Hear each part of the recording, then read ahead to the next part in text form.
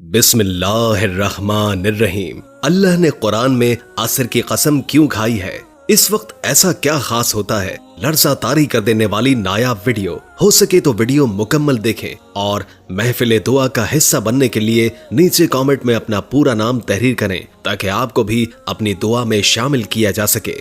سورۃ العصر میں اللہ قسم کھا کر فرماتا ہے کہ زمانے کی قسم، یقیناً ہر انسان نقصان میں ہے۔ یہ کون سا نقصان ہے جس کے بارے میں اللہ نے زمانے کی قسم کھائی ہے؟ اور یہاں زمانے سے کیا مراد ہے؟ کون سے زمانے کی قسم عصر اصل میں ہے؟ کیا یہاں پر نقصان کا مطلب وہ نہیں جو ہم عام طور پر استعمال کرتے ہیں، بلکہ یہ نقصان اس بڑی تباہی کا نقصان ہے جس کے بارے میں اللہ نے قسم کھائی ہے کہ سوائے ان لوگوں کے جو نیک اعمال کرتے ہیں، ان کے علاوہ ہر کسی کے لیے تباہی ہے، وہ تباہی جس کے بارے میں انسان نے خود کو لاعلم رکھا ہوا ہے۔ ترجمہ: قسم ہے زمانے کی کہ ہر انسان بڑے خسارے میں ہے مگر وہ لوگ جو ایمان لائے اور انہوں نے اچھے کام کیے اور آپس میں تاکید کرتے رہے صبر و تحمل کی۔ سورۃ العصر کی خاص فضیلت یہ قرآن کریم کی بہت مختصر سی سورہ ہے جس میں 14 کلمات پر مشتمل صرف 3 آیات ہیں، لیکن ایسی جامع ہیں کہ بقول حضرت امام شافعی رحمت اللہ تعالی علیہ کہ اگر لوگ اس سورہ کو غور و فکر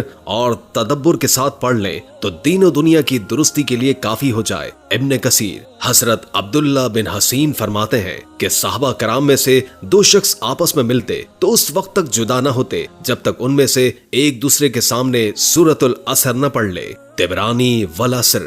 اس سورہ میں اللہ نے العصر کی قسم کھائی ہے جس سے مراد زمانہ ہے، کیونکہ انسان کے تمام حالات، اس کی نشو نما، اس کی حرکات و سکنات، اعمال اور اخلاق سب زمانے کے لیل و نہار میں ہی ہوں گے۔ جہاں تک قسم کا تعلق ہے، اللہ کے کلام میں قسم کے بغیر بھی شک و شبے کی کوئی گنجائش نہیں ہے، لیکن اللہ تعالیٰ بندوں پر رحم فرما کر کسی حکم کی خصوصی تاکید اور اس کی اہمیت کی وجہ سے قسم کھا کر کوئی حکم بندوں کو کرتا ہے تاکہ بندے اس حکم کی اہمیت کو سمجھ کر اس پر عمل پیرا ہو اور حکم بجا لانے میں کوئی کوتاہی نہ کریں۔ البتہ یاد رکھیں کہ انسانوں کے لیے اللہ تعالیٰ کے نام کے علاوہ کسی چیز کی قسم کھانا جائز نہیں ہے، جیسے کہ نبی پاک کی واضح تعلیمات اور احادیث کی کتب میں موجود ہیں۔ مثلا لوگوں کا کہنا ہے کہ تیرے سر کی قسم یا تیری قسم وغیرہ، اس طرح کے الفاظ کے ساتھ قسم کھانا جائز نہیں ہے۔ ویسے تو قسم کھانے سے بچنا چاہیے کیونکہ قسم کھا کر کوئی بات کہنا ترغیبی عمل نہیں ہے، لیکن اگر کسی موضوع پر قسم کھانا ہی پڑے تو صرف اللہ کے نام کی قسم کھانی چاہیے۔ ان الانسان میں الف لام جنس کے لیے ہے جو استغراق کے معنی میں ہے، یعنی قیامت تک آنے والا ہر انسان اس حکم میں داخل ہے، خواہ مرد و عورت ہو، غریب ہو یا پھر مالدار، طاقتور ہو یا کمزور، بوڑھا ہو یا نوجوان، بادشاہ ہو یا پھر غلام۔ لفی خسر۔ قرآن کریم میں انسان کے نفس یا مال یا اہل و عیال یا آخرت و دنیا کے خسارے کو متعدد جگہ ذکر کیا گیا ہے۔ اس آیت میں اشرف المخلوقات انسان کے خسارے سے اللہ کی کیا مراد ہے، یہ سمجھنے کی ضرورت ہے۔ ان الانسان لفی خسر جملہ اسمیہ ہونے کی وجہ سے اس میں تاکید موجود ہے۔ عربی زبان میں لفظ انا کا استعمال تاکید کے لیے ہوتا ہے۔ اللہ تعالیٰ کا قسم کھا کر اس بات کو بیان کرنا شک و شبے کی کسی گنجائش کو بالکل بھی ختم کر دیتا ہے۔ نفع میں کمی یا بالکل نفع نہ ہونا نقصان کہلاتا ہے، لیکن اگر راس المال یعنی کیپٹل ختم ہو جائے تو اسے خسارہ کہتے ہیں۔ اس آیت میں صرف جان یا مال کا خسارہ مراد نہیں ہے بلکہ انسانی خسارہ مراد ہے جس کا کوئی بدل ممکن نہیں ہے۔ اسی لیے اللہ تعالیٰ نے قسم کھا کر بہت زیادہ تاکید کے ساتھ یہ بات بیان فرمائی ہے۔ اسی طرح اللہ تعالیٰ نے سورہ 3 میں 4 چیزوں انجیر، زیتون، طور سینا پہاڑ اور مکہ مکرمہ کی قسم کھا کر ارشاد فرمایا، ہم نے انسان کو بہترین سانچے میں ڈھال کر پیدا کیا ہے اور ہم اسے پستی والوں میں سب سے زیادہ نچلی حالت میں کر دیتے ہیں، یعنی جہنم میں پھینک دیتے ہیں، سوائے ان کے جو ایمان لائے اور انہوں نے نیک عمل کیے تو ان کو ایسا اجر ملے گا جو کبھی ختم نہیں ہوگا۔ غرض یہ کہ اگر ہم نے شیطان اور نفس کی خواہش کے خلاف اور اللہ کے احکام کے مطابق زندگی گزارنے کی کوشش نہیں کی تو ناکامی ہے۔ ہمیشہ کی کامیابی کے حصول کے لیے سونے سے بھی زیادہ قیمتی چیز یعنی وقت کا صحیح استعمال کرنا پڑتا ہے۔ हर सेकंड हमारी उम्र कम हो रही है और हम बराबर अपनी मौत के करीब होते जा रहे हैं। किसी भी वक्त मौत का फरिश्ता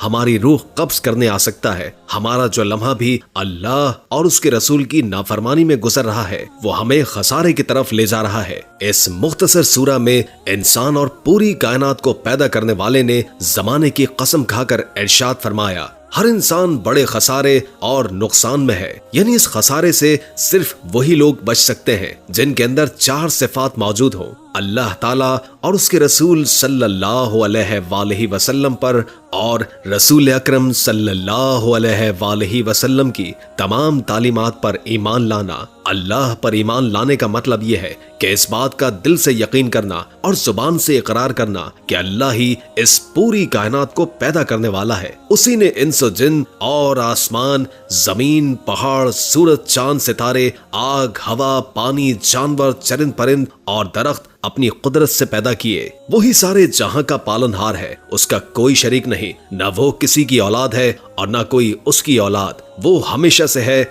हमेशा रहेगा। खुशकी और समंदर में जो कुछ भी है वो उससे वाकिफ है। किसी दरख्त का कोई पत्ता नहीं गिरता जिसका उसे इल्म न हो, और जमीन के अंधेरों में कोई दाना या कोई खुशकोतर चीज ऐसी नहीं जो उसके पास एक खुली किताब में दर्ज न हो। मुमकिन है कि हमारी अक्लें इस बात को समझने से कासिर हो, मगर सैकड़ों दुनियावी उमूर समझ न आने के बावजूद हम उसके आगे सर झुका देते हैं। मसलन हमारी अक्लें ये भी समझने से कासिर हैं कि इंसान दुनिया में क्यों आता है और ना जाने की ख्वाहिश के बावजूद उम्र के किसी भी हिस्से में चला क्यों जाता है। हाँ, हमारी अक्लें ये जरूर तस्लीम करती हैं कि सारी कायनात खुद ब खुद पैदा नहीं हो गई। यकीनन इन सारी चीजों को पैदा करने वाली एक जात है, वही अल्लाह है, जिसको हम अपनी अक्लों से नहीं समझ सकते। अलबत्ता अल्लाह की मखलूकात में गौर व फिक्र करके अल्लाह की ताकत और कुदरत को तस्लीम किए बगैर नहीं रह सकते। चुनाचे आज भी दुनिया की आबादी का एक बहुत बड़ा हिस्सा अल्लाह की जात को जरूर मानता है। इंस और जिन की तख्लीक का मकसद अल्लाह ताला की इबादत करना है। हमारी दुनियावी जिंदगी कैसे इबादत बने, इसलिए अल्लाह ताला अपने बास बंदों को मुंतखब फरमाकर नबी और रसूल बनाते हैं। अल्लाह ताला फरिश्तों के जरिए नबी और रसूल के पास अपने अहकाम नाजिल फरमाता है कि क्या काम करना है और क्या काम नहीं करना है, क्या खाना है और क्या नहीं खाना। आप सल्लल्लाहु अलैहि वसल्लम ने इरशाद फरमाया, बेशक सब्र वही है जो तकलीफ के आगाज में किया जाए। सही बुखारी और सही मुस्लिम। गरज दीनों दुनिया के खसारे से बचने और नफ़े अजीम हासिल करने का ये कुरानी नुस्खा 4 अज्जा से मुरक्कब है, जिसमें पहले 2 जुज़ ईमान और आमाल सालिहा अपनी जात की इस्लाह के मुतालिक हैं और दूसरे 2 जुज़ दूसरों की हिदायत और इस्लाह से मुतालिक हैं। यानी हम अपनी जात से भी अल्लाह ताला के अहकाम और नबी करीम सल्लल्लाहु अलैहि वसल्लम की तालीमात के मुताबिक बजा लाएं और साथ में ये कोशिश और फिक्र करें कि हमारी औलाद, हमारे रिश्तेदार, हमारे पड़ोसी, हमारी कंपनी में काम करने वाले हजरात, हमारे शहर में रहने वाले लोग और सारी इंसानियत अल्लाह की मर्जी के मुताबिक इस दुनियावी फानी जिंदगी को गुजारने वाली बने, ताकि हम सबसे बड़े खसारे से बचकर हमेशा हमेशा की कामयाबी हासिल करने वाले बन जाएं। हर शख्स अपनी जिंदगी का जायजा ले कि उसके अंदर ये 4 औसाफ मौजूद हैं